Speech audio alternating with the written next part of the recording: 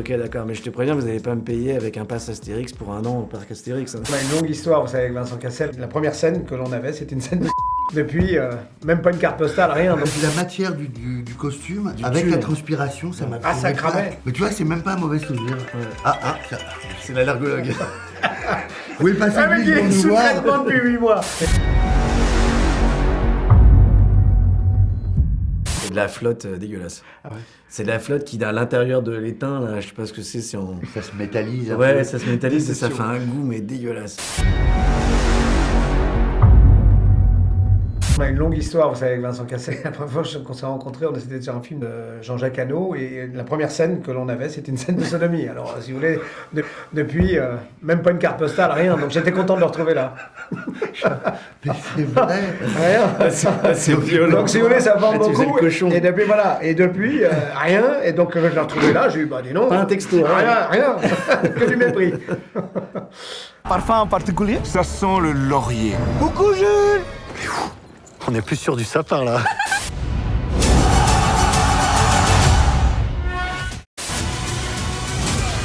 En l'occurrence, il s'est blessé la veille, le jour où il vient là, et il m'appelle le matin, enfin il me laisse un message le matin en me disant je vais pas pouvoir venir.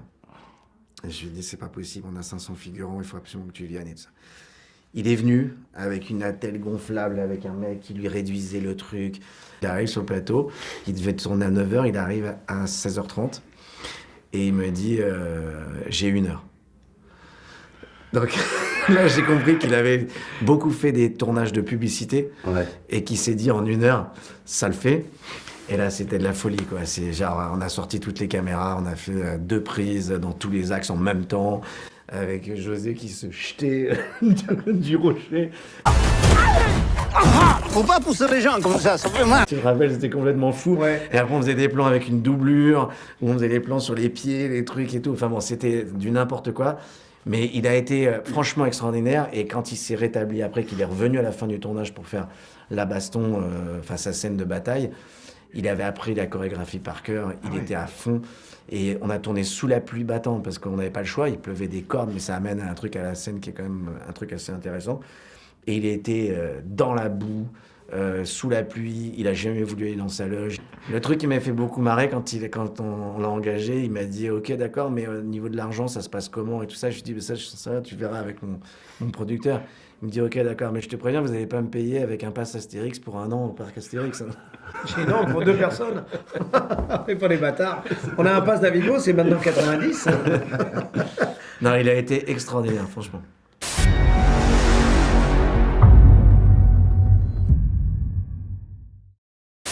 J'étais vachement bien dans ce costume. Ah, il me grattait un peu. Ah oui. Oh, j'ai oublié. Avec non, la il était pas bien du non, tout. lui, j'étais le pas pauvre. bien. Moi Non, aussi, pas dans- du tout. J'ai Et tu- oublié. Il avait des plaques, le pauvre. Il était tout brûlé. Ah ouais, C'est parce que la matière du costume, avec tulle. la transpiration, ça m'a fait... Ah, ça des cramait. plaques. Ouais. Mais tu vois, c'est même pas un mauvais souvenir.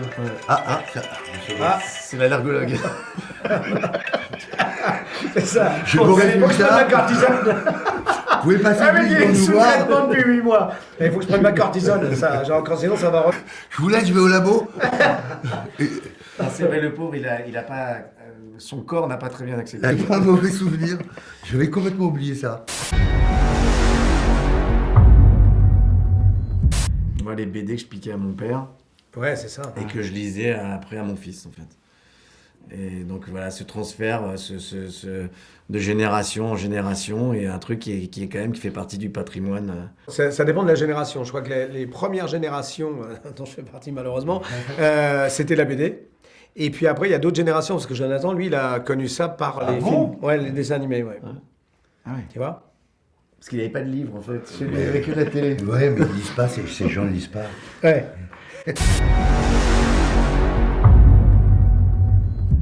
Je suis bélier, donc en fait, je fonce et je réfléchis après. Donc des fois, je me prends des bons coups dans la gueule. Mais là, en l'occurrence, j'ai pas trop réfléchi. Enfin, j'ai réfléchi, oui, un tout petit peu quand même. Mais c'est vrai que j'ai suivi mon instinct qui était que j'ai vu qu'il y avait une promesse de pouvoir faire un truc que j'avais jamais fait, qui me faisait flipper. Et en général, moi, j'aime bien ça parce que quand ça me fait flipper, je sais que je vais être dans une zone un peu d'inconfort et que je vais apprendre plein de trucs. Et que je fais ça pour ça, en fait. Je fais ce métier-là aussi pour ça, pour me mettre un peu en danger. Bizarre de dire ça parce que c'est pas non plus des dangers énormes. Voilà. Mais en tout cas, non, j'étais très rapidement, en tout cas, en suivant mon instinct, j'étais excité par l'idée de faire un grand film d'aventure, de voyage, d'action, avec des effets spéciaux et tout. J'avais jamais fait ça et je savais que j'allais apprendre plein de trucs, en fait.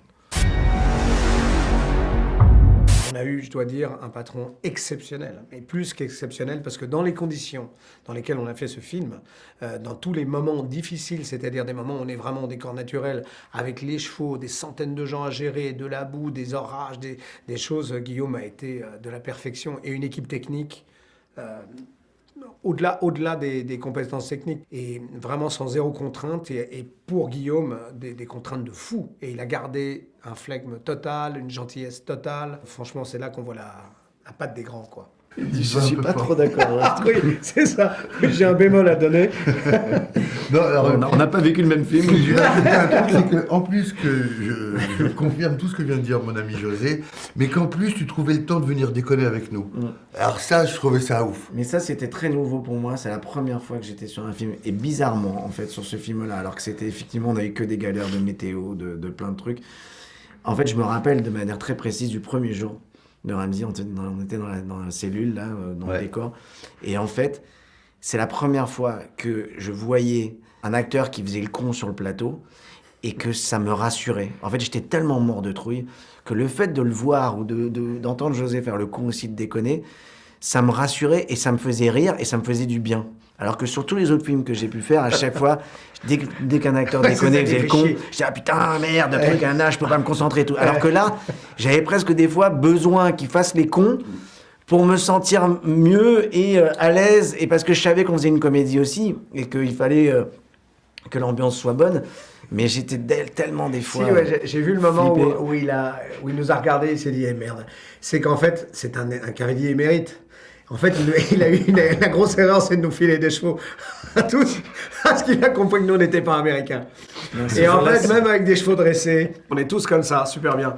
On a des colonnes romaines juste comme ça. Et il y a un gars qui arrive à 150 mètres à cheval, au galop, à fond les manettes. Et déjà, dès qu'il a pris son démarrage à plus de 150 mètres, mon cheval commence déjà à faire... Le cheval de Manu commence à faire... Et tout d'un coup, le type s'arrête à côté de nous et il fait « Ils sont arrivés !» Et là, le mien est monté sur celui de Vincent.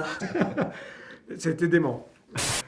Non, je dois dire un truc parce qu'on parlait tout à l'heure, parce qu'il disait que malgré les galères et tout ça, j'étais de bonne humeur, mais ça n'a pas été le cas dans beaucoup de films en fait, parce que des fois je pouvais être un peu nerveux et tout. Et sur ce film-là, je sais pas pourquoi il y avait un truc particulier, mais il y avait aussi un truc, c'est que j'avais que des acteurs qui étaient méga cool avec moi en fait. Et il y avait un truc où je pense que tout le monde était conscient que c'était quand même sur mes épaules un truc assez lourd.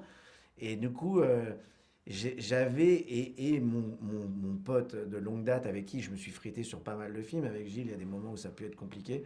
Là, vraiment, c'est la première fois que ça se passait aussi bien. Et que le fait d'avoir leur soutien à eux, et de sentir que des fois, quand on faisait des scènes de bataille, de trucs, je mettais 4 heures. Des fois, avec les figurants, ça prenait du temps. On les faisait poireauter, ils étaient en costume, ils attendaient. Et ils arrivaient avec la banane sur le plateau, contents d'être là et tout ça. Pour moi, c'était tellement agréable et c'était un vrai moteur. Ils étaient là et ils étaient heureux et moi, j'avais pas le droit de faire la gueule en fait. J'avais pas le droit de me plaindre, même si je subissais des fois des pluies qui défonçaient le décor et enfin voilà, j'ai eu beaucoup de chance.